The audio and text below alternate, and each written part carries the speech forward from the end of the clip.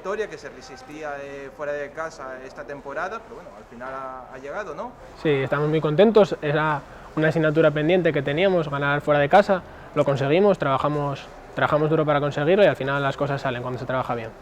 Bueno, el partido comenzó poniéndose un poco en contra con el gol que marcó La Rosa, pero bueno, supiste remontar el partido. Sí, estamos muy contentos. Bueno, los momentos difíciles supimos estar juntos y sufrir, como en todos los partidos que íbamos hasta ahora, y luego aprovechar las ocasiones que tuvimos, y sabemos que al final siempre tenemos ocasiones, y hoy lo aprovechamos, lo supimos hacer bien y nos llevamos la victoria. Y además una motivación extra, bueno, para el próximo partido, que se vuelve a hacer otra vez fuera de casa, pero bueno, con un poco más de tranquilidad de haberse quitado el peso ya de haber ganado, ¿no?